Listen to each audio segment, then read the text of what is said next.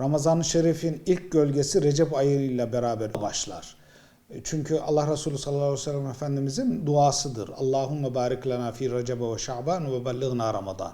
Recep ve Şaban'ı mübarek bir şekilde, yani güzel bir şekilde geçirip Ramazan'a manen, zihnen, bedenen hazır olarak geleceğiz. Cenab-ı Hakk'ın merhametini, rahmetini, mağfiretini elde edelim. Kur'an-ı Kerim'de Rabbimiz oruç ayetinden bahsederken oruç ayetinin son kısmında لَعَلَّكُمْ تَتَّقُونَ buyuruyor.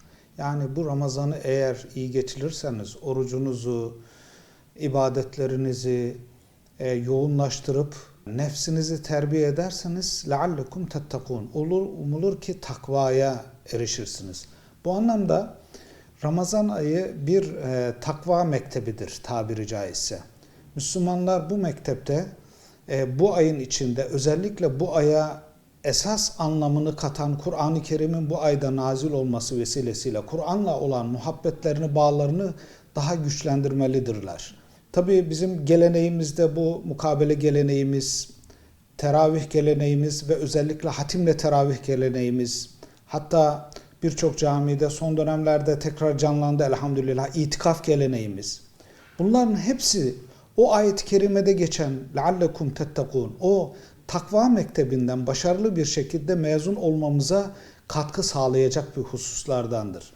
Bu sene Diyanet İşleri Başkanlığımız da bu anlamda temamızı belirlerken Ramazan, cami ve hayat şeklinde belirledi bu Ramazan ayı temasını.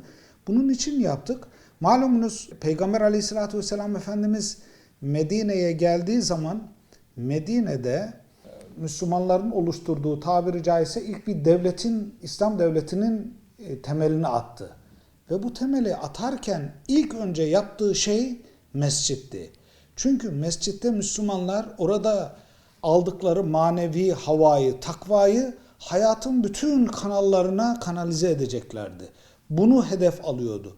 İşte biz de bu Ramazan boyunca cami merkezli, günlük 5 vakit namazımızı kılarak yine camide çeşitli vaazlardan, mukabelelerden, teravihlerden, itikaflardan elde ettiğimiz o manevi hazla inşallah 11 ayımızı tekrar düzenleme, o 11 ay boyunca nefsimizle mücadele etme konusunda kendimizi, ruhumuzu güçlendirme azmi kazanacağız.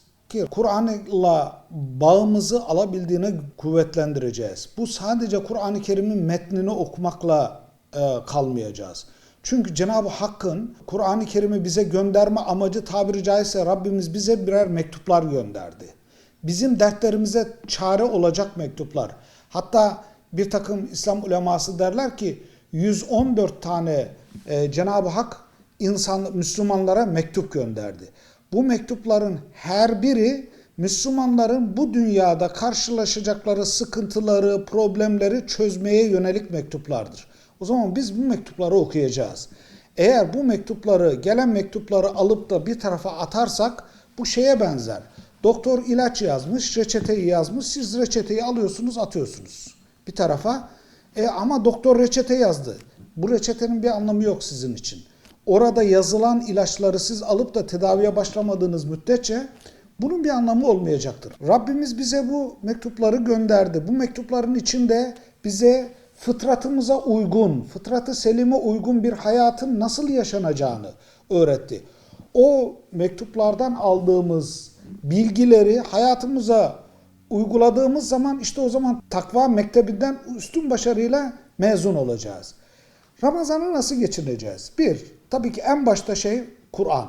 Kur'an'la bağımız kuvvetli olacak. İki, Allah Resulü sallallahu aleyhi ve sellem Efendimiz oruçla alakalı, oruç tutarken özellikle nefsimize, öfkemize dikkat etmemizi, kendimizi tutmamızı, behimi arzularımıza karşı tutmamızı, öfkemize karşı tutmamızı, madem bu bir eğitimse, bu mektepse o zaman bu sabır eğitimini de bu Ramazan'da kendi kendimize yapacağız. Şimdi şöyle bir şey oluyor bazen.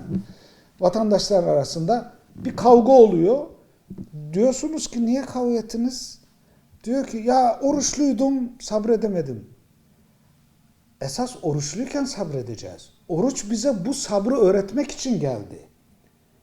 O Allah'ın yasak ettiği şeylere el uzatmamayı, bakmamayı, gözle bakmamayı, gönlü ona düşürmemeyi, bunları öğretmek için geldi. Bu anlamda oruçlarımızı bu sabır eğitimine uygun olarak tutacağız. Dilimizi yalandan, riyadan, iftiradan tamamen uzak tutmaya çalışacağız. Ve en önemlisi bu ay zikir ayı. Cenab-ı Hakk'ı bol bol hatırlayacağız. 24 saat Cenab-ı Allah'ın murakabesinde olduğumuzun farkına varacağız. İbadetlerimizin yoğunluğunu artıracağız ki bu biliyorsunuz Aleyhisselatü Vesselam Efendimizle alakalı Hazreti Ayşe'ye soruyorlar. Allah Resulü Ramazan-ı Şerif'i nasıl geçirirdi, nasıl karşılardı? O ibadetlerini, namazını, zikrini bu ayda daha da fazla artırırdı diyor. Biz de artıracağız inşallah. Ve özellikle vakti müsait olan kardeşlerimize bunu tecrübe edilmiş olarak söyleyeyim. İtikaf ibadetine mutlaka zaman ayırmaları.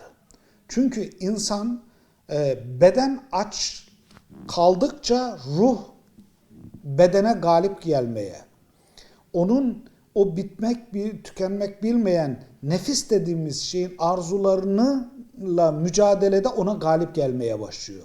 Biz onu açlıkla terbiye ediyoruz.